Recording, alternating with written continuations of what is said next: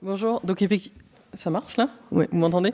Donc, je remercie mes prédécesseurs d'avoir fait une super introduction effectivement sur toute l'intelligence artificielle et la data science.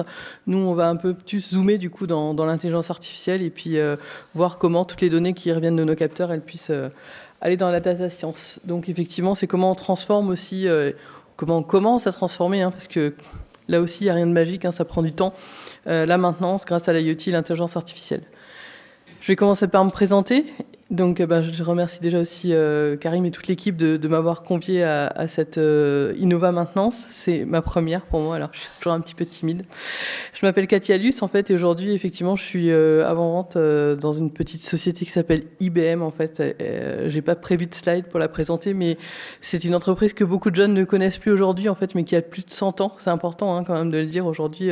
Comme la maintenance n'attire pas, IBM n'attire pas. Et je fais un appel, effectivement, aussi, on recrute et on fait des boulots assez passionnants. Moi, ça fait 6 ans que je suis chez IBM et depuis 98 que je suis dans le monde de la maintenance. Je suis tombée dedans un petit peu par hasard, un peu comme Jean-Louis. J'ai fait l'UT génie électrique, donc comme tu disais, tout le monde a la maintenance aussi. Et cette passion, en fait, pour le monde technique et pour les équipements, en fait, m'anime depuis presque 20 ans. Et j'ai rejoint IBM sur une solution au départ de GMAO et vous verrez que rapidement, on disait tout à l'heure, l'IoT se transforme, mais nos métiers aussi, hein, tout ce qui est supply chain, tout ce qui est développement durable, c'est des choses aussi qui sont aujourd'hui dans nos métiers industriels de plus en plus importants. Donc aujourd'hui, j'ai l'occasion et la chance de m'occuper de tout l'écosystème en fait qui utilise nos outils, puisque moi je suis pas du côté consulting d'IBM, mais je suis bien du côté technologique, donc où on produit des solutions technologiques et on fait appel à tous nos intégrateurs. Il y en a un dans la salle d'ailleurs avec Jean-Yves qui intègre nos solutions, mais on en a plein d'autres qui font partie des grands groupes. Et les métiers de la maintenance, c'est à la fois d'être sur le terrain dans les industries, mais aussi pouvoir mettre en œuvre toutes ces nouvelles technologies. Voilà. Et sinon, je suis maman d'une fille covidée aussi, de maîtresse covidée, mais je suis venue vous voir aujourd'hui. Donc n'hésitez pas à me suivre sur les réseaux pour ceux qui ne sont pas encore connectés à moi. Donc on parle de digital reinvention. Je l'ai laissé en anglais pour ne pas parler de numérique. Mais aujourd'hui, on dit que les équipements ils sont de plus en plus connectés en fait et qui commencent à pouvoir prévoir leurs propres défaillances. On va avoir de plus en plus d'alarming et des choses comme ça maintenant. Trop de data tue la data. C'est-à-dire qu'il faut aussi savoir ce qu'on en fait, quoi.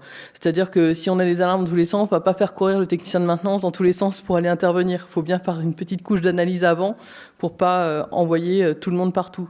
Donc la maintenance conditionnelle, il y a 15 ans, vous le saviez tous, pour faire une analyse vibratoire, il fallait tirer du câble. Aujourd'hui, on bosse avec des gens comme Iker qui aimantent en fait un petit composant ou avec n'importe quelle société qui va faire de l'analyse vibratoire sur des machines qui vibrent. Et donc ça permet d'avoir plus de données. On pourrait se dire, tout simplement, les logiciels de GMAO, on va donner les valeurs min-max et puis on va déclencher une demande de service dès qu'on a une alarme. C'est un peu compliqué, quoi. La maintenance conditionnelle, si on intervient à chaque fois qu'il y a un dépassement, ça va faire beaucoup courir les techniciens pour pas grand-chose. Donc on verra après comment on peut faire une première phase de monitoring dessus.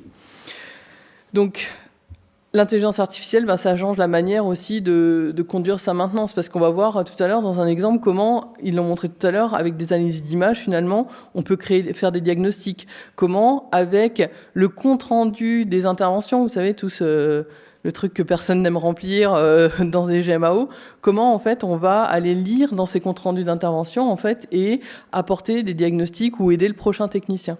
Donc ça, effectivement, ça change la manière dont on va opérer sa maintenance. On voit aussi, pour un exemple, parce qu'il y a des verticaux métiers, les aéroports, ils s'automatisent de plus en plus, quoi. Je veux dire, vous avez beaucoup de moins de gens qui font les basses besognes, je dirais, grâce à l'automatisme. Mais ça, c'est pas nouveau, mais ça prend de plus en plus son essor. Aujourd'hui, quand vous avez Vinci qui construit un aéroport à Santiago du Chili, il va construire en même temps qu'il va faire son modèle numérique, en même temps qu'il va démarrer, en fait, sa maintenance et son exploitation. Et ça se fait en un temps record par rapport à ce qui était fait avant. En fait, avant, c'était des semaines et des semaines en fait, avec des ingénieurs qui modélisaient déjà l'équipement. Ensuite, d'autres ingénieurs de maintenance qui disaient « je vais décrire tous les équipements que j'ai dans mon aéroport. » Et puis après, d'autres qui vont aussi regarder la partie automatisme parce que c'est peut-être Vanderland qui fait la partie convoyage-bagage. Donc, toutes ces choses-là, c'est des choses qui s'automatisent.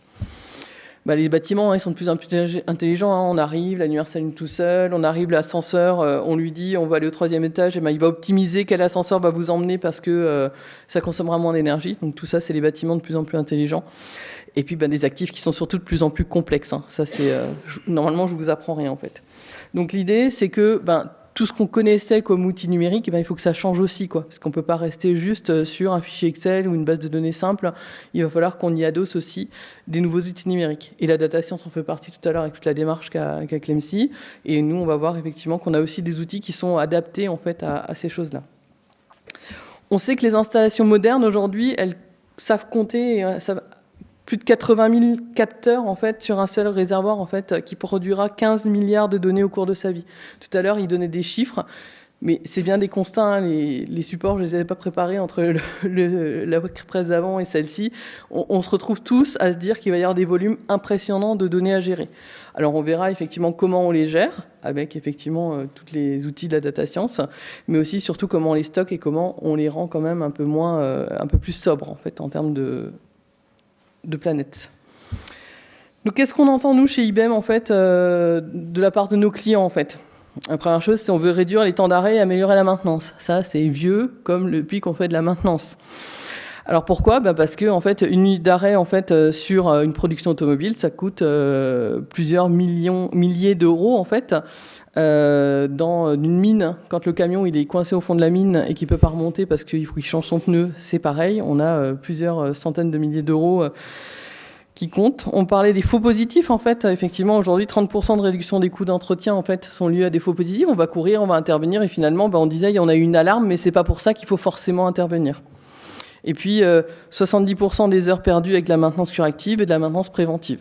Parce qu'effectivement, soit on fait de la surmaintenance, soit on n'en fait pas assez, soit la machine s'arrête quand même parce qu'on n'a pas bien fait l'entretien, etc., etc. Donc, on doit tirer une nouvelle valeur des données. En fait, ça, c'est ce qu'ils nous disent aussi. Hein. On va faire quelque chose, quoi. Ça fait 20 ans qu'on donne à manger à notre GMAO. Ça fait 20 ans qu'on a des techniciens qui opèrent. Et puis, on voudrait maintenant s'en servir, quoi. Parce que faire des beaux dashboards pour les patrons, c'est une chose. Faire que ça nous serve vraiment, c'est maintenant, quoi. On en a besoin, quoi. Donc, on sait qu'aujourd'hui, 90% des données qui sont collectées par les actifs, qui sont équipés de capteurs, ne sont pas utilisées. On fait aussi de l'IoT. L'IoT, ça a 5-6 ans, en fait. Hein, ça s'est démocratisé.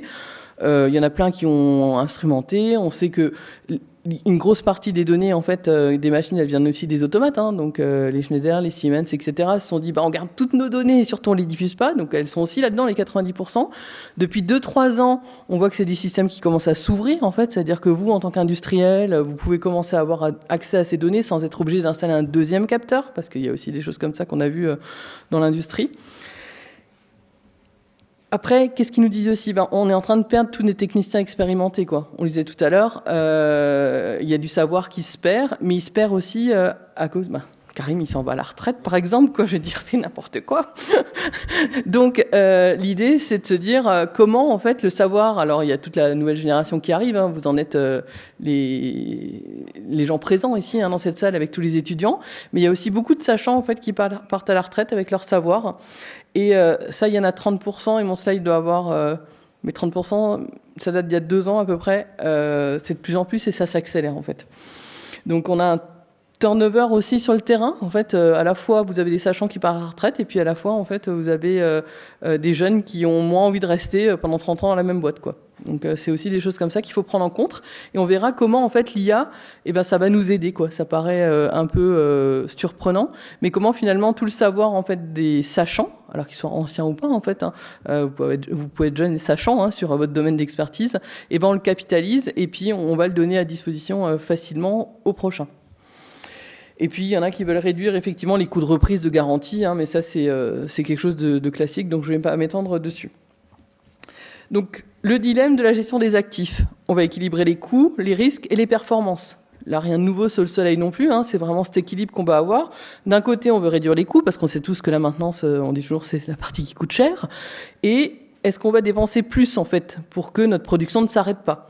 Donc, on va améliorer les marges en traduisant en fait les temps d'arrêt qui sont non planifiés, etc., etc. Et puis dépenser plus, ça veut dire qu'on va diminuer des risques parce qu'on peut très bien surstocker. On peut très bien dire, tout à l'heure on disait la pièce finalement, si elle coûte 500 €, je la stocke 2 fois et puis je suis sûr que j'arrête pas ma prod et ça me coûte 40 000 € l'heure à arrêter ma prod, quoi. Donc ça c'est un calcul effectivement. Mais si on n'a pas la data qui le dit, on peut pas faire ce calcul-là, quoi. Donc on a aussi besoin de ça. On peut aussi doubler les équipes de maintenance, mais ça marche jamais, quoi. On peut aussi rajouter, effectivement, avoir des équipements redondants. Alors, quand vous êtes dans des équipements, évidemment, sur l'ISS, dans l'espace, ils vont doubler les équipements, tripler les équipements, hein, mais pour le quotidien dans une usine de production, c'est peut-être pas la peine. Alors, on a des clients comme Albioma, en fait, qui sont dans les îles, par exemple, et eux, ils vont doubler parfois les équipements parce que en cas de cyclone, ils vont pas pouvoir tout de suite redémarrer leur centrale thermique qui fonctionne à la bagasse, hein, quelque chose comme ça.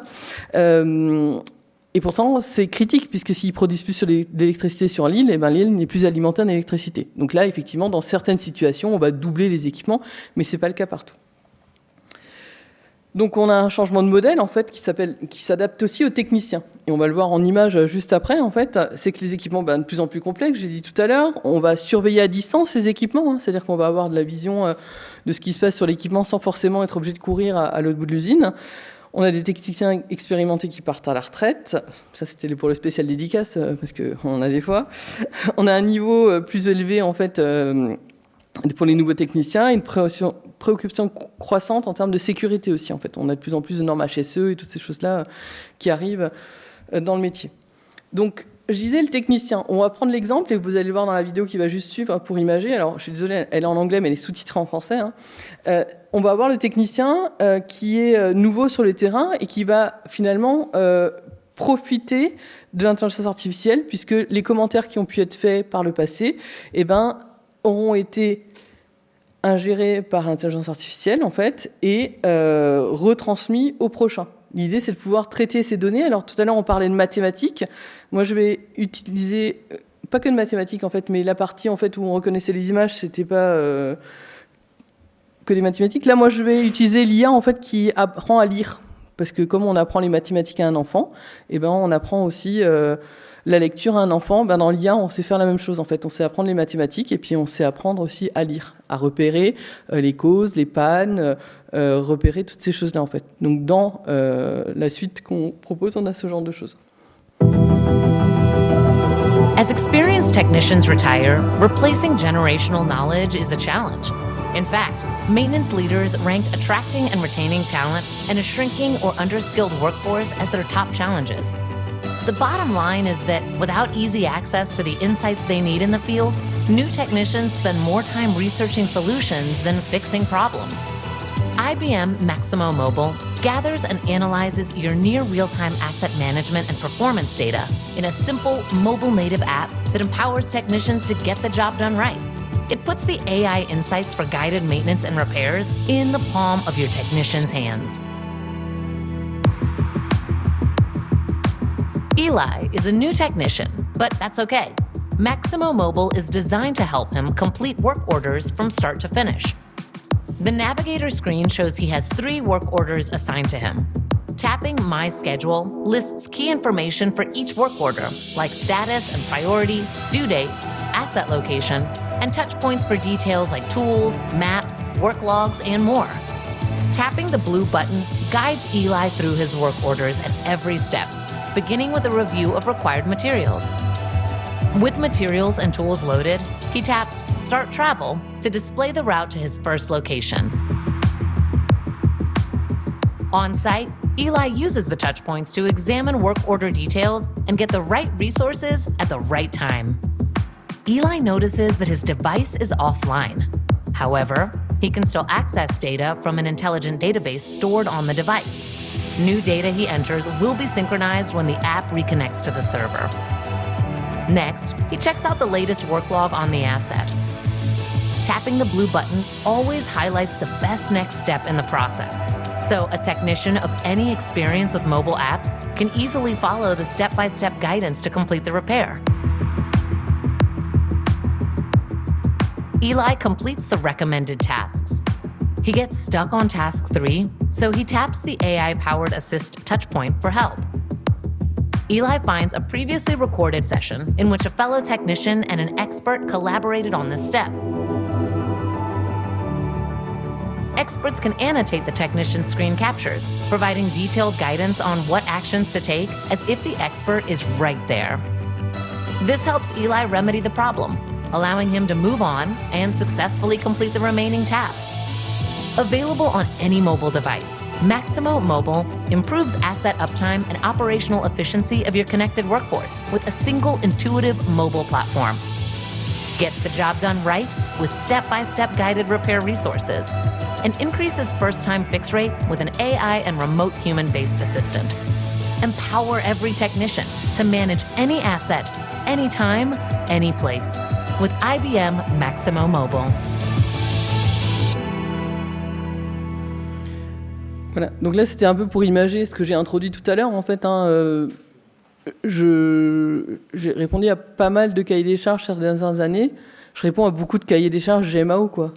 Donc j'appelle un appel à tous les étudiants, à tous les industriels que vous pouvez être, aller un cran plus loin en fait. La technologie, elle est là aujourd'hui, elle est prête en fait pour effectivement mettre dans la main du technicien déjà un outil mobile. Alors après, on sait que c'est pas encore possible dans toutes les usines, mais ou toutes les entreprises, mais l'idée c'est effectivement de se dire la technologie elle est là, ayons l'ambition de choisir un outil de maintenance en fait, pas pour les 2-3 ans à venir en fait. Évidemment il faut commencer par décrire ses équipements, faire ses demandes d'intervention et faire son correctif et son planifié, ça on n'y coupera pas, mais donnez-vous l'ambition en fait de ce que la technologie est prête à vous apporter, quoi. Moi j'ai un message à passer aujourd'hui à tous les étudiants et à tout le monde autour qu'on soit autour de la table aujourd'hui, c'est un peu ça, quoi. Donc aujourd'hui, les problématiques qu'affectent les techniciens, je ne vais pas revenir dessus, c'est des chiffres effectivement. Est-ce que le fait de réparer bien du premier coup, faire bien du premier coup, en fait, on appelle ça effectivement l'human time to repair, en fait. Est-ce que déjà le temps moyen de la réparation, et puis le fait de ne pas y retourner, quoi, parce que je vais faire un curatif et finalement je vais vraiment faire un correctif et puis finalement j'ai demandé au cabinet d'ingénierie de transformer ma machine parce que à cause de ça elle tombait en panne. L'idée c'est d'aider de faire bien du premier coup. Donc pour ça, vous avez compris, on a un outil qui s'appelle Maximo Application Suite, qui s'appelle pas juste Maximo GMAO. C'est une solution qui est intégrée. Je vais pas faire trop la pub du sujet. L'idée, c'est d'aller sur des cas concrets autour de ça. Donc l'idée, c'est qu'on a l'actif au milieu. Ce qui nous préoccupe tous aujourd'hui, c'est d'abord effectivement un actif, que ce soit un bâtiment, que ce soit une climatisation, que ce soit un train, que ce soit un avion, du moins toutes ces choses-là. C'est important qu'on ait quelque part en termes de référentiel. Et puis après, on verra qu'on a toute une palette d'outils à notre disposition pour les différents intervenants de la maintenance. On sait aujourd'hui, on a le chef d'équipe, on a le technicien. Mais ce qui est important aussi, c'est que l'ingénieur de fiabilité, ça va commencer à l'intéresser. En France, par exemple, il n'y a pas beaucoup d'ingénieurs de fiabilité, en fait. Je ne sais pas si pour les autres intervenants, vous en avez croisé beaucoup, mais c'est pas un métier qu'on croise tous les jours. IBM, c'est pas une société française, c'est une société, je dirais, qui existe en France, mais qui est dans tous les pays. Au Japon et aux États-Unis, il y a beaucoup d'ingénieurs de fiabilité. Connaître l'état de santé du parc des équipements, c'est quelque chose qui préoccupe un gars au moins dans chaque boîte tous les jours, quoi. Donc ça, c'est des postes qui existent peut-être pas encore aujourd'hui, qui vont peut-être se démocratiser, et pour lesquels vous, étudiants en maintenance, vous aurez peut-être effectivement des ambitions comme ça aussi, quoi. Ça, je pense que ça peut être intéressant aussi comme job, en tout cas, que d'avoir son parc d'équipements et savoir effectivement celui qui est en bonne santé, en moins bonne santé, grâce à l'IoT, à la data science et toutes ces choses-là. On va faire aussi de l'inspection visuelle, parce qu'effectivement, profiter de tout ce qu'on sait faire en inspection visuelle, on le met à disposition de Maximo Application Suite. Et la partie assist, c'est ce que vous avez vu avec le technicien tout à l'heure, qui était guidé par un expert, soit à distance, avec la réalité augmentée, soit avec de l'IA, qui aura été lire les textes et trouver la documentation au bon endroit. Parce que trouver une documentation, maintenant, déjà, elles sont informatisées, les documentations, dans 80% des cas. On va trouver des choses dans des PDF, on sait tous faire CTRL-F, rechercher dans un PDF. Mais s'il y a 12 PDF, et du coup, ça devient plus compliqué. Si dans ces 12 PDF-là, en fait, il y en a un qui est obsolète, du moins chez Solza, donc l'idée, lui, il va vous rechercher par les mots, en fait, comme il aurait appris à lire, il va vous orienter. C'est pas lui qui va décider à votre place, c'est lui qui va vous orienter. Donc toute cette suite, en fait, on va retrouver Manage, c'est la GMAO historique, c'est ce qu'on disait, il faut bien commencer par cette brique-là, mais on a Monitor qui va nous permettre de pas faire de la maintenance conditionnelle et dès qu'il y a une alerte, courir à l'autre bout de l'usine, mais avoir un premier niveau d'analyse. Health, la partie état de santé, on disait tout à l'heure, l'idée d'avoir l'état de santé de tout son parc. Il y a le petit Predict, hein. Alors il s'appelle comme ça, hein, donc on l'a laissé comme ça, mais c'est bien pour la maintenance prévisionnelle hein, qu'on va utiliser Predict. Alors nous, on n'a pas une armée de data scientists. Alors si chez IBM il y a des armées de data scientists, hein, mais on n'a pas vocation en fait à forcément faire beaucoup de data science en fait pour utiliser le modèle Predict. On a implémenté 5 modèles de maintenance prévisionnelle. Il y en a un qui va tout simplement donner la date de la prochaine panne, la probabilité de panne, des choses simples en fait, pour que non pas on fasse des expérimentations chez des clients, mais plutôt qu'on démocratise en fait la maintenance prévisionnelle. L'idée de ce module Predict, c'est de démocratiser et d'industrialiser la maintenance prévisionnelle. L'inspection visuelle, on va rendre un exemple juste après. La planification, parce qu'on sait tous qu'en maintenance, c'est hyper important. Alors, comment on utilise effectivement des algorithmes pour la planification dans Maximo? C'est que on a un moteur d'optimisation de planification, en fait, qui vient aujourd'hui quand vous avez Air France qui va planifier, par exemple, son plan de vol. Eh ben, il va utiliser le même outil qui est mis à disposition dans Maximo, en fait, pour planifier les interventions de maintenance. Et vous imaginez bien que d'optimiser un plan de vol chez Air France, c'est un peu plus compliqué que je dis pas que c'est pas compliqué hein, de planifier la maintenance, mais c'est plus compliqué, il y a moins de contraintes à planifier de la maintenance qu'un plan de vol avec les équipages, les avions, les critères d'horaire, etc., la météo chez Air France. Le mobile, on l'a vu tout à l'heure, hein, ça devient de plus en plus évident hein, qu'il faut mettre le numérique dans la main du technicien, sinon les comptes rendus vont continuer à rester comme ils sont.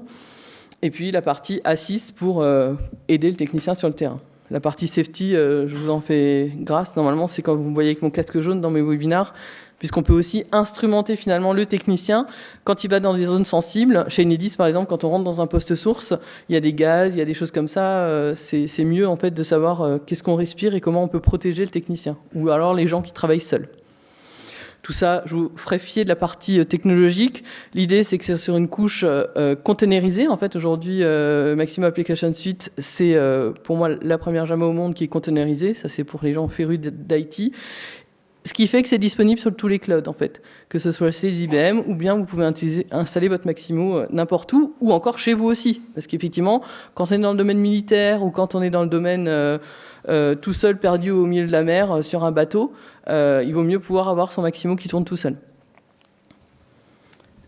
J'ai été trop vite. Donc là, on a un client, en fait, il n'est pas en France, il est plutôt au Danemark. Je vais vous passer une petite vidéo qui illustre, en fait, parce qu'il n'y a pas mieux que nos clients et les cas d'usage, hein, c'est ce qu'on disait tout à l'heure. Alors, les miens sont peut-être un peu plus sous forme de vidéo, c'est pour mes petites pauses. Qui est qui est Sun & Belt, en fait, qui est un grand pont. Et vous verrez que ça recoupe, on va avoir de l'inspection visuelle, on va avoir des interventions et toutes ces choses-là. Pour tout un chacun, un pont semble être permanent, solide et à l'épreuve du temps et des intempéries. Mais ce n'est pas le cas. Les ponts sont des ouvrages d'art particulièrement complexes à maintenir. Si le pont n'est pas inspecté et maintenu correctement, de graves accidents peuvent survenir. Sun & Belt est responsable de la sécurité et du maintien en condition opérationnelle de la liaison du Grand Belt au Danemark, un pont en suspension de plus de 18 km. Ce pont traverse la mer et est particulièrement exposé aux chlorures qui pénètrent et endommagent le béton. Il faut donc régulièrement inspecter l'ensemble du pont pour détecter les signes de rouille sur la structure. Jusqu'à présent, ils embauchaient des alpinistes pour faire ce travail long, dangereux et fastidieux d'inspection de la structure du pont. Sun & Belt travaille maintenant avec IBM sur des méthodes innovantes d'inspection utilisant des drones. La caméra est placée sur le drone et prend des vidéos envoyées en temps réel vers Maximo Visual Inspection qui détecte les caractéristiques de la structure du pont et qui identifie les points de rouille et les fissures qui posent problème. Grâce à Maximo Visual Inspection, parcourir un pont prend à présent 1 jour au lieu d'1 mois auparavant. Les inspections sont plus fiables, moins dangereuses et beaucoup moins coûteuses. Voilà. Donc mon collègue qui n'a pas pu venir aujourd'hui, mais que vous avez peut-être vu dans d'autres webinaires, en fait, a transcrit cette vidéo, mais sinon c'est le client en fait qui parle sur cette vidéo-là. On a vu effectivement à un moment donné que le drone prenait des images et qui l'entourait en fait. Donc ça c'est le travail en fait qu'il y a à faire où on apprend à l'intelligence artificielle. Il n'y a rien de magique. Je veux dire, ça va pas détecter tout de suite si c'est une fissure importante ou pas importante. Là on l'a fait dans le cadre d'un pont, mais ça peut être un autre type d'équipement. La grosse différence, c'est que ce module d'inspection visuelle, en fonction du drone que vous embarquez, en fait, on peut l'embarquer en edge, en fait. Je ne sais pas si ça parle à tout le monde, mais l'idée, c'est de se dire qu'on va déjà faire l'analyse au moment où on prend la photo, pour ne pas envoyer toutes les informations en centrale et faire le traitement après. D'accord. Donc ça, c'est une capacité. Aujourd'hui, je crois qu'on a 2 clients qui le font en Edge, quoi. C'est encore peu démocratisé, en fait, de faire cette analyse en Edge. C'est beaucoup fait dans le cloud, quand même.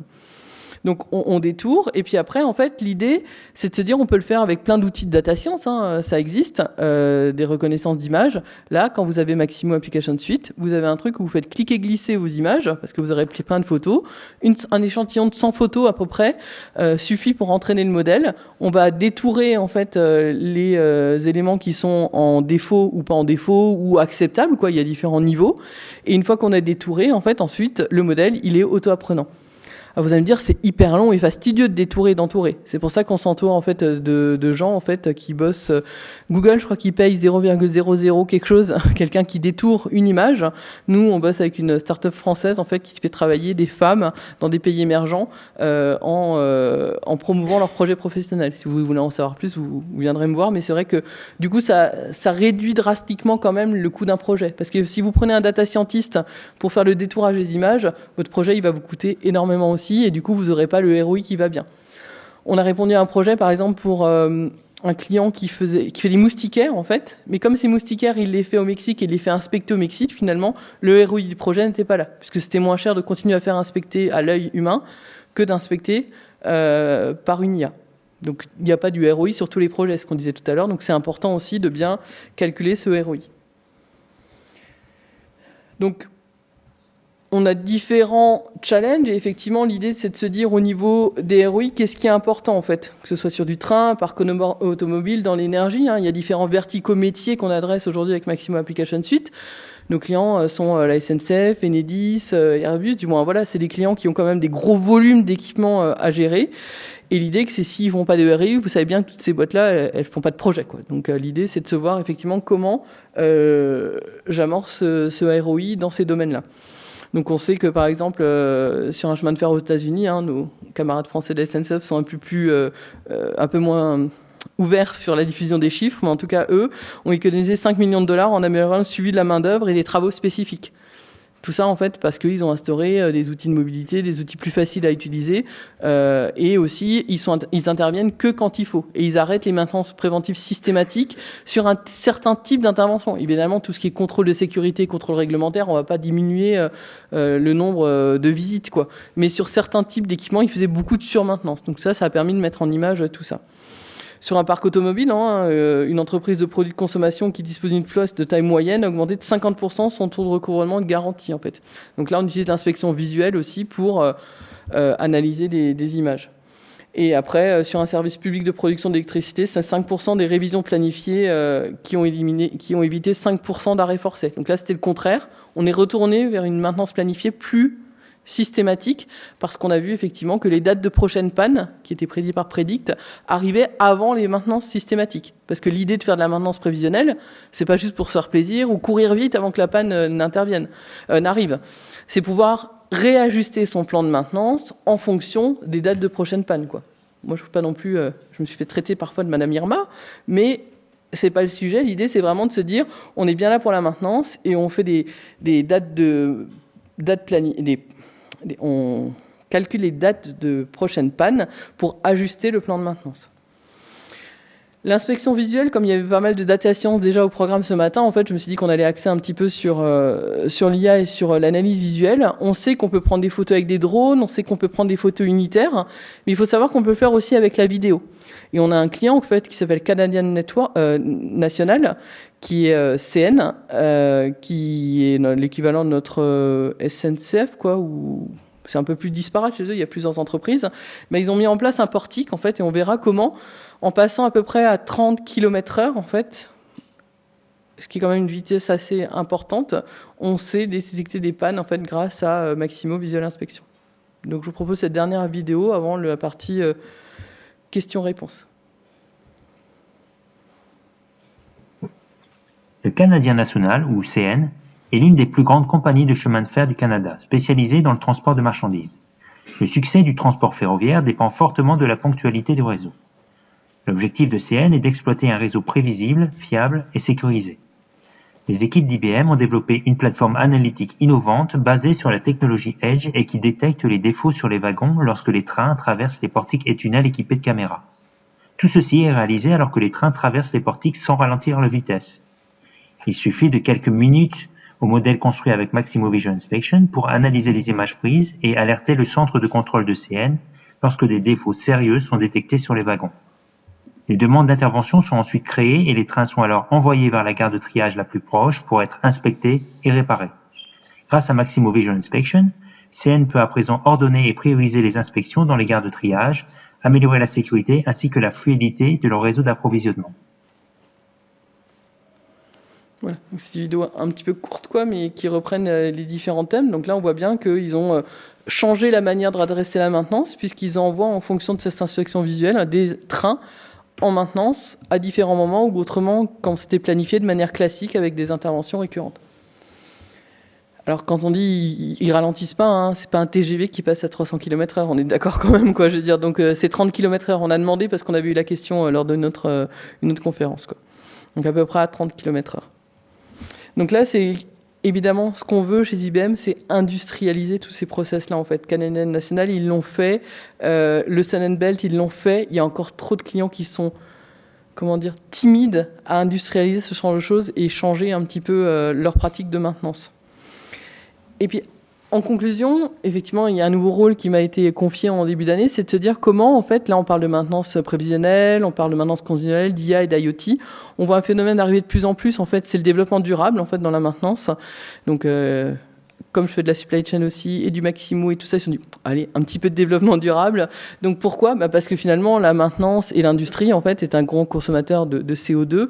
Toutes les grandes entreprises se disent, on promet d'être net zéro dans pas très longtemps. Et donc, tout ce développement durable, en fait, il y a aussi des clients et l'important, c'est de passer à l'échelle, que ce soit côté maintenance, que ce soit développement durable pour l'industrie, pour tous ces sujets-là. Donc, nous, ce qu'on aime chez IBM, c'est de faire grandir nos clients, en fait, et de les emmener vers là, pas juste en prototype. On peut commencer avec un prototype, mais l'idée, c'est d'industrialiser. Moi, j'ai un technocentre à côté de chez moi. Quand j'ai appelé SNCF, je leur ai dit, vous avez Maximo, vous avez de quoi faire ça. Ils m'ont dit, oh, on fait déjà. Je suis allé au technocentre. J'ai été voir les portiques. Il y a un portique sur un seul technocentre et on n'en est pas à l'industrialisation. Donc ce que je rêve, c'est que soit ils industrialisent le projet qu'ils ont fait avec les gens avec qui ils l'ont fait, même si c'est pas nous tout de suite, soit ils viennent vers nous et puis on y va. Mais l'idée, c'est d'industrialiser et de démocratiser toutes ces technologies, quoi. Voilà. Que ce soit dans le train, mais on a vu que ça marchait sur un pont, ça va marcher dans vos usines, quoi. L'idée, c'est de se dire l'actif, peu importe, quand on est vraiment multi-actif. Voilà, donc j'en ai terminé, je crois, en fait. Oui, comment aller plus loin ? L'idée, c'est toujours calculer ROI, peu importe le projet. Hein. C'était l'histoire des moustiquaires tout à l'heure. Hein. On ne va pas aller mettre un projet où il n'y en a pas besoin. Hein. Il faut démarrer, il faut y aller, quoi. Je veux dire, je pense, comme tu disais tout à l'heure, il y a des gens qui feront de l'IA et puis il y a ceux qui ne seront plus là. Alors même si c'était modéré par Jean-Yves, voilà. Nous, chez IBM, ça fait plus de 100 ans qu'on se transforme et on a toujours l'épée de Damoclès de Kodak. Je ne sais pas si tout le monde connaît Kodak dans la pièce. Kodak, ça existe quasiment plus, en fait. Et IBM, à un moment donné, n'aurait plus non plus pu exister, en fait. Donc nous, aujourd'hui, on fait de l'intelligence artificielle, on fait du cloud, on a vendu des problèmes d'ordinateurs quantiques. On sait très bien que c'est trop tôt pour certains, en fait. Mais si on n'y est pas, en fait, et Google, Amazon et les autres y seront, en fait. Donc c'est exactement la même chose dans l'industrie. Je pense qu'effectivement, il faut transformer aussi un petit peu sa manière de faire la maintenance selon la norme, effectivement. Et donc, dans la sustainability, les normes ne sont pas encore écrites. J'ai convié Karim et d'autres sachants, en fait, à faire bouger cette norme, puisque j'ai été demandé par l'Institut Montaigne sur tout le développement durable dans la maintenance. Donc, s'il y a des gens qui veulent participer, effectivement, à la création de la norme du développement durable, de la sustainability dans la maintenance, je les invite à me recontacter pour vous faire participer à ce petit groupe de travail. Voilà.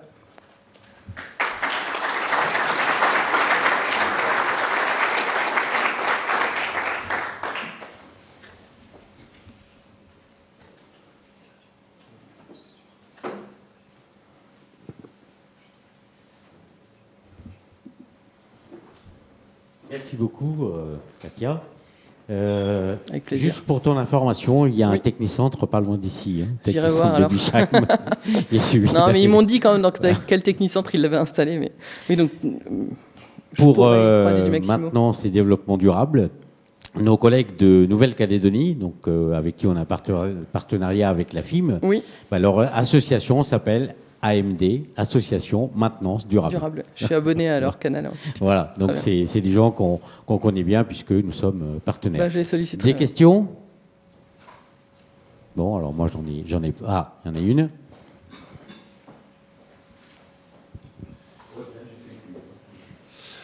Merci Katia pour cette belle présentation. Ça a été très illustré et très clair. Et je vous trouve même très sympathique. Merci. Après, j'ai une remarque par rapport à IBM sur justement le retour sur investissement que vous arrivez à obtenir en faisant bosser des femmes dans des pays émergents pour atteindre un ROI. Je termine.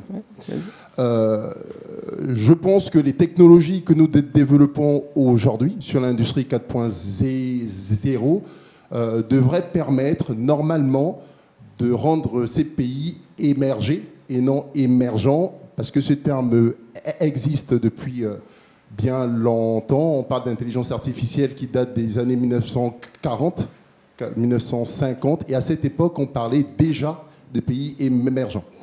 Donc, du point de vue technique, il y a plusieurs manières de faire de l'intelligence artificielle. Là, en l'occurrence, on a plus balayé une approche plutôt supervisée. Et il y a d'autres approches qui sont non supervisées. Par exemple, reconnaître une surface propre et détecter automatiquement les tâches. Et là, en l'occurrence, je pense que IBM devrait être en mesure de mettre en place ce genre d'apprentissage que de faire bosser des femmes dans des pays émergents. Alors, je corrige, effectivement, c'est pour toutes les approches qui ne sont pas déjà automatisées, et c'est pas directement IBM. En fait, on travaille avec une start-up qui s'appelle Isaït, dont je t'invite à te rapprocher et à tous vous rapprocher, en fait, qui est effectivement aujourd'hui avec qui on travaille, parce qu'effectivement ça permet, en fait, ces femmes, elles n'ont pas le droit de travailler plus de 2 ans en fait avec Isaït pour faire ce travail-là qui est quand même pas un travail très très intéressant. Ils les payent correctement pour qu'elles puissent montrer leur projet professionnel et justement pour que ces pays ne soient plus des pays du moins émergents, mais qui deviennent des vrais pays. Du moins, c'est des vrais pays. Je m'exprime mal, pardon. Des vrais, qui est des vrais projets et des vraies sociétés qui se créent en fait. L'idée, c'est que ces femmes deviennent des chefs d'entreprise en fait. Voilà, en finançant en fait par 2 ans de travail en collaboration avec Isaït ce travail-là. Mais je suis pas le meilleur porte-parole, je vous remettrai en relation si vous voulez en savoir plus. Ouais. Oui. Ouais, Katia, j'ai juste c'est pas une question, mais c'est sur l'économie circulaire. Je pense que c'est un vrai sujet là qui s'ouvre évidemment et qui va tous nous concerner à court terme. J'ai juste une remarque. En fait, la maintenance, elle est elle-même un pilier de l'économie circulaire en fait. Donc je pense qu'il y a aussi ce rôle à promouvoir, puisque réparer, l'indice de réparabilité, réparer, faire durer, ne pas remplacer, c'est les fondamentaux de la maintenance. Donc effectivement, ça a des impacts en termes de consommation d'énergie, etc. Mais d'un autre côté, c'est aussi intrinsèquement très vertueux. Donc je pense que c'est aussi un axe sur lequel il faudrait qu'on travaille, et y compris dans l'enseignement, pour remettre ça sur le devant de la scène, puisqu'on parle d'attractivité des métiers de la maintenance. Ça, c'est une vraie action très concrète, en fait, de pouvoir faire en sorte que nos biens durent plus longtemps, et que donc on en fabrique moins et qu'on consomme donc moins. Que nos biens fonctionnent plus longtemps et qu'on puisse aussi en fait les revendre. Aujourd'hui, le bon coin de la maintenance, ça n'existe pas en fait, quoi. Mais effectivement, créer cette économie circulaire, c'est encore quelque chose qu'il faut faire et qui n'existe pas. Oui, alors c'est quand même amusant parce que on m'avait déjà sollicité en me disant oui, mais ce serait bien de changer le nom de votre diplôme, l'appeler maintenance et développement durable. Je dis, attendez, là maintenant c'est un concept de développement durable à la base. Voilà, par essence, parce que sinon on fait pas de maintenance, on jette et on remplace. Bon, voilà. Moi, j'avais juste une question. Là, c'est ma casquette un petit peu de représentant d'opérateur de formation. C'était par rapport aux outils que vous développez. Oui. Est-ce que ça a demandé, par rapport aux effectifs d'IBM, de faire monter en compétence certains ingénieurs ou même de créer des nouveaux métiers pour pouvoir effectivement utiliser ou développer ou améliorer ce type d'outils que vous mettez maintenant à disposition des entreprises et des industriels? Voilà. Alors oui, chez IBM, quand je disais la transformation, aujourd'hui chaque IBMer en fait doit suivre au minimum 40 heures de formation par an en fait sur les propres nouvelles technologies en fait, et c'est un minimum. Je veux dire, moi aujourd'hui personnellement c'est plus de 130 heures en fait par an, donc on a une formation continue en fait. Et moi depuis 6 ans que je suis arrivé chez IBM en fait, mon métier s'est transformé aussi, les technologies sont transformées et donc il faut les suivre. Donc oui, il y a des nouveaux métiers qui se créent en fait et des formations qui sont suivies quoi. Et on intervient en fait dans le milieu universitaire universitaires assez souvent. Et donc vous êtes aussi en relation avec des écoles d'ingénieurs ou autres pour justement, on va dire, préparer des cursus qui vont justement aboutir ensuite à des profils dont vous allez avoir besoin? Oui. D'accord. Il y a toute une équipe en fait que gère Claire Renschmidt en fait, c'est une équipe de plus de 20 personnes en France qui s'occupe des relations universitaires pour effectivement démocratiser les technologies en fait et apprendre les technologies en fait. Par exemple là en ce moment c'est tous les cours sur le quantique en fait. C'est-à-dire qu'on fait plus, on n'explique plus l'intelligence artificielle dans les écoles. On l'expliquait il y a 6 ans, moi je faisais l'IoT. Il y a 3 ans mes collègues faisaient encore les outils l'intelligence artificielle et puis maintenant en fait ça fait 2 ans que toutes nos formations dans la partie universitaire sont quasiment sur le quantique. D'accord. Et par curiosité, simplement, vous êtes en relation avec quelles écoles? J'ai une liste en fait, mais oui, moi j'essaye en fait que cette liste-là s'étende un petit peu à la liste un peu élitiste peut-être que IBM pourrait avoir. D'accord. Voilà.